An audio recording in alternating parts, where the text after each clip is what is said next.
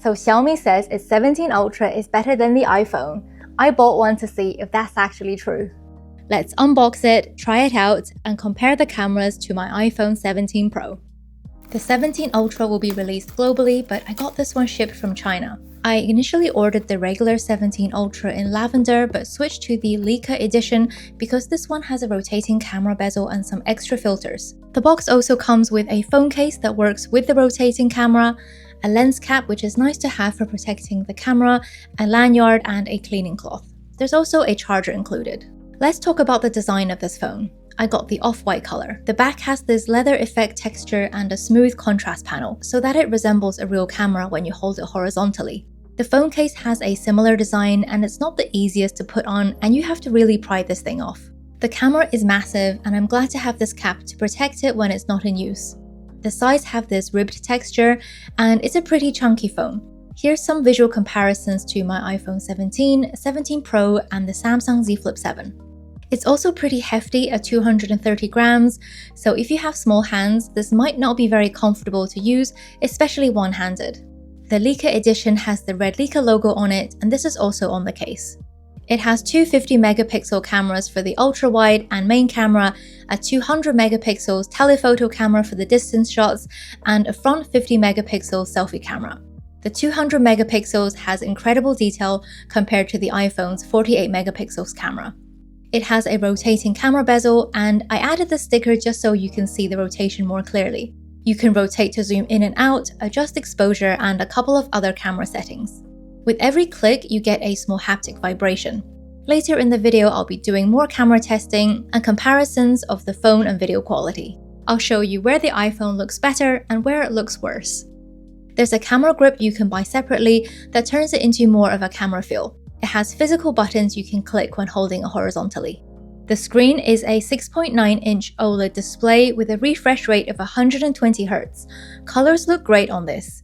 It's nice and bright, and I compared this against the iPhone 17 Pro in both shade and direct sunlight. It actually looks a little bit brighter than the iPhone, and this is because technically it is a brighter screen at maximum 3500 nits to the iPhone's 3000. So with a large screen size and brightness, this is great for watching stuff and playing games. Coming from an iPhone, I say the interface feels pretty similar to iOS, as you can see from the similar drop-down controls and home screen customization. Xiaomi is probably doing this deliberately to make it easier for iPhone users to switch over. There's also additional settings you can change to make it feel even more like an iPhone. This has the Snapdragon 8 Elite, which is a very high-performance chip. I haven't used this for very long yet, but everything I've tried has felt nice and smooth. Apps open quickly, and I haven't noticed anything lagging.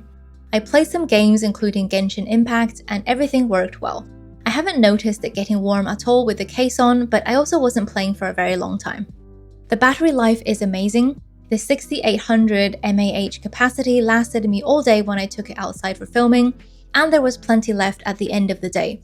I know the iPhone 17 Pro is physically smaller, but I was almost out of battery on this after using it on the same day. Even the iPhone 17 Pro Max is much smaller at 5000 mAh, so the Xiaomi is still better capacity-wise.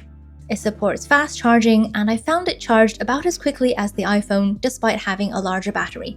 It can also reverse charge other devices like a power bank. These cute charging animations are part of the themes I installed, and I'll talk about these more later. The 17 Ultra runs HyperOS, which is Xiaomi's Android-based operating system. You can access the Google Play Store and install most apps in the normal way, however this Chinese version doesn't come with Google Apps pre-installed. There's quite a lot of customization for this phone. As someone who enjoys personalizing my home screen and lock screen, this phone definitely does not disappoint. There's a ton of free themes in the Xiaomi themes library, and it's quick and easy to install them instantly. There's even a theme that looks pretty much exactly like the iPhone down to the individual app icons. I spent quite a bit of time playing around with the themes library and downloading all of my favorite themes to my device. You can also customize individual elements like the widgets and wallpapers, but the pre-made themes are just so quick to apply. One difference to the iPhone is this double lock screen page. I noticed that some themes give you this secondary page with more widgets, and I think this is such a cute feature. The always-on display is also customizable and shows information like time, date, and battery life. Let's get on to the camera testing. I'll be testing it the way I actually use my phone for everyday photos, videos, and selfies. I also film all my social media content with my phone, so I love a good phone camera. I'll be comparing to the iPhone 17 Pro because this was the main highlight of Xiaomi's launch presentation.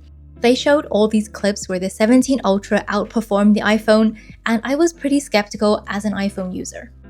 Let's talk about this rotating bezel first. With the case on, it actually feels easier to rotate, but it's also a lot easier to accidentally knock without meaning to, and that's one of my main gripes with this feature. There are a lot of settings and different filters, and if you're someone who just wants to point and shoot, this can get a little confusing, as there's a whole lot of different combinations you can do. I do appreciate having the filters though, and I'll run through them in a moment. There's also a Pro mode that requires a lot of manual adjustment, and if you know what you're doing, it's a useful feature to have. I also appreciate having the Beautify features for smoothing out skin texture. It's available on both the photo and video camera settings, and the selfie camera gives you even more options like making your face and nose slimmer. If you like to edit your photos afterwards, this feature could really save you time. Now let's look at some photos. I took both day and night shots using the different lens available. Here's some comparisons to the iPhone 17 Pro, and I would say most of them are as good if not better looking than the iPhone, but it does also come down to personal preference, so let me know in the comments which one you prefer. I took some with the 200 megapixel camera, and zooming into these, you can see just how much extra detail is there compared to the iPhone. Although the iPhone looks more realistic, I prefer the more vibrant colors on the Xiaomi, and I like how my skin tone looks. It's more flattering without looking filtered. I'm not using the Beautify filter, but my skin still looks smoother than on the iPhone. The sky is more blue and more gradient on the Xiaomi, and grass looks greener too. I also found it easier to get that bokeh effect, the background blur, with the Xiaomi. However, the iPhone handles light and glow better. Wherever there's sunlight or anything metallic, the iPhone keeps that warm golden glow. The Xiaomi can make it look flatter and less shiny. At night, Xiaomi lights up dark areas more so you can see more detail in the shadows, like the pebbles and grass in this photo. My iPhone photos have better contrast and darker blacks, but loses some detail in the shadows. I took both to a drone show, and it was easier to get consistent results with the iPhone. I switched between lenses on the Xiaomi, and you can see results varied quite a bit. Overall, the iPhone had better colors and contrast for this kind of scene. I enjoyed experimenting with the filters. They work particularly well for creative or dramatic shots, and for adding that subtle vintage feel. Moving on to videos, I tested the zoom, and once you get to the 3.2 telephoto lens, the quality looks amazing, and you can see the switching between the two lenses. The switchover itself is fairly smooth and not super noticeable. It has continuous optical zoom up to 4.3. As you zoom in further, it does get noticeably harder to move the camera around smoothly, and it feels like it jumps from point to point. Like in this video, I'm panning around zoomed in, and the movement looks more erratic than smooth. Using the zoom lens, I took really great videos of the drone show, and I definitely prefer the Xiaomi ones to the iPhone. Other nighttime videos on the Xiaomi also looked good. Some looked brighter and more vibrant, and a few looked fairly similar to the iPhone, and I couldn't really pick a winner. The Xiaomi could zoom in with a lot more detail, especially for static shots where I'm not moving the camera around. I filmed these daytime shots of myself using the main camera. I think both look pretty good, and I actually prefer my skin tone on the Xiaomi, although both are brutal in showing every bit of skin texture. When the sunlight was shining into the camera, the iPhone handled it better. The Xiaomi got a bit washed out and hazy from the sun rays. Again, I prefer the iPhone for how it captures light and glow. Skies look prettier and more dramatic, and water reflections look more realistic. I prefer how the golden light and sand look in these videos. My iPhone videos have better contrast, appear sharper, and the colors look better overall. Stabilization is much better on the iPhone. I went down some steps and jogged whilst filming, and the iPhone videos feel a lot more smooth and less shaky. Walking on the sand at night, neither camera performed very well, but I'd say the iPhone is the better out of the two. For selfie videos, I prefer the iPhone. Xiaomi makes my skin look brighter, which I actually like, but the video is noticeably more grainy, especially at night. The iPhone looks cleaner and more natural overall. So let me know in the comments which camera you prefer for photos and for videos. Overall, the Xiaomi takes decent videos, but I still prefer the iPhone if we're just talking about videos. As for my own content creation, I intend to stick with the iPhone just because I take more videos than photos, and it makes my desk setup look more vibrant and less washed out. I also noticed the Xiaomi is more buggy, and here's some weird photos it took. Soon after this, I was prompted to update my camera software, so hopefully these bugs will get ironed out with updates. The speakers sound good. Here's some audio clips when I played a game and watched some Netflix, but it actually sounds better in real life because I'm recording through my iPhone. Dinner tomorrow night. I mean, what if I had plans? You didn't even ask me.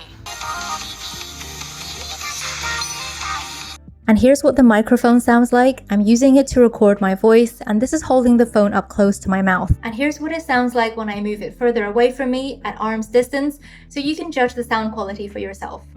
The 17 Ultra comes in 12 or 16 gigabytes of RAM with either 512 gigabytes or 1 terabyte storage. Mine has some Chinese apps and characters only because it's the Chinese version. For unlocking, you can use your fingerprint, face unlock, or just regular PIN and password. The 17 Ultra launched in China with these prices, which I converted into dollars. The Leica edition cost a little bit more. As of yet, we don't have the international prices. It's not perfect, and as you can see from the comparisons, it trades blows with the iPhone in different ways, but overall, it's a serious contender. I am genuinely surprised by how good this is, and I don't regret buying it at all. I hope you found this video helpful. Give it a thumbs up and subscribe to my channel for more tech videos. Thanks for watching!